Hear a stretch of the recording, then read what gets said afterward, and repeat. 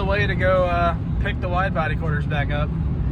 They're finally done at paint, and yeah, gonna pick them up, take them up to the shop, maybe put them on. I gotta figure out the fender liner still. We gotta figure out like spats or splash guards, whatever you want to call it. The new wheels are on, or the new stock wheels are on. They poke a little bit in the front, so I'm trying to figure out something for that as well.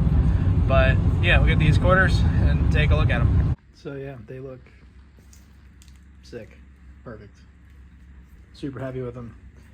He shaved the antenna on the passenger side, which is something I told him I wanted to do and I completely forgot. So that's something else Zach and I have to figure out how we're gonna relocate the antenna, but they look sick. This is the most important part of the car. Not the clutch, not the transmission. These totally cosmetic fenders. But thanks for watching. Hopefully next video, we're fitting these things. See you later. So video after the video, I didn't realize that I had like a minute of clips, so we're gonna do some more stuff. Clutch is in. This, I don't know if they all came with this or if they were like, bro, you fucked your pressure plate up because you put a master cylinder on that was way too big. But it came with this and that was enlightening. So yeah, but we got a clutch. Came with a new box and everything, so I almost feel like they sent me a brand new clutch. I mean, they rebalanced it, I guess, because it's got this mark, this blue mark that I'm assuming is where it needs to go back together. But the discs are new. They said they replaced the pressure plate, so there's that. The only thing I don't know if they did is if they resurfaced the flywheel or not. I can't really tell until I take it all apart. But this is dirty, so maybe this is... They gave me back my flywheel, and then everything else is new, except I think the ARP bolts they reuse. These nuts are new. I don't know. But we got that. So the last piece of the puzzle is the torque. And, I've been experimenting with what we're going to do for like mud flaps and stuff, I guess, or spats, depending on what you want to call them, splash guards. We'll go look at the car. So we have a little bit of poke in the front with the new wheels, but not a ton, like not enough that I'm concerned yet, especially because the suspension isn't settled. We've jacked the car up like this and everything, so it's going to be all, you know, out of position, but I do think it's going to poke a little bit. This is a 315, but I think it's a little wider than your average 315, so that contributes, because if you look, it has this big, like really, really big rim guard here. The actual beads back here, that's a lot of the poke. So yeah, but I don't want to chip up the whole side of the car, so we got to figure out something for spats. And then the wide body quarters are going to go on, and we have to figure out everything back here. And I have my Z01 side skirts that I never put on to match the Z01 front lip, so we got to get that figured out too. So the Z01 side skirts came with a piece, this piece, and this goes, it bolts on the end of the end of the side skirt, and it goes here ish, about there. I need two hands to really mock it up correctly, but right about there is where this goes, or down, right there. It's a little lower. So that's how much clearance we get with the ground. About that. And I think that would look okay, but then I was thinking, I had a weird revelation. This fits in the front too, just on the opposite side.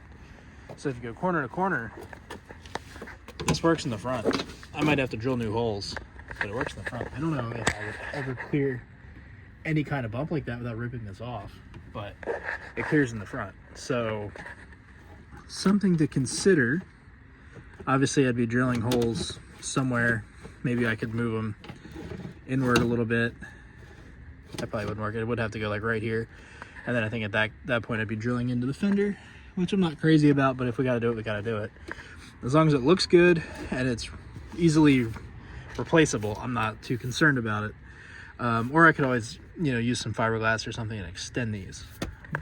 But I had a customer here with a C8, and I was looking at his C8, and I realized that it kind of looks like C8 spats would fit and look pretty good and poke enough to get this out of scratching range. It looks so much worse on camera. So it would get it out of scratching range, I think. Like that's how much poke we have. I considered doing, and like this was my original plan, was to get the Z06 ones that stick out like this, about that far, and that would cover the poke. It does the whole wheel arch, but the wheel arches are shaped so differently that the guys that have done it end up doing all kinds of crazy stuff. And I wasn't afraid of cutting, but they were talking about, like, you know, cutting pie cuts in it for relief, which is fine. I expected to do that, but then they can't get them to sit right because the arches are shaped so different, and they run beads of silicone along the fender. And I was like, yeah, no, that's it for me. Did I do something better? I mean, maybe. I have no idea. But I didn't like the idea of permanently affixing plastic to the car, especially when I really only need it to clear those wheels. Like, unless, I guess part of my plan is to refinish my classics while that's, while those wheels are on. They're pretty clapped. So the plan was to redo them, and then maybe if I got a good offer for them, I would sell them, but the original plan was to keep them as like my nice wheels, my not track wheels. So yeah, I don't know what the plan is for them, but we gotta get the torque tube stuff and we can get the car back together and start shaking it down. So thanks for watching For Real this time. See you guys next time.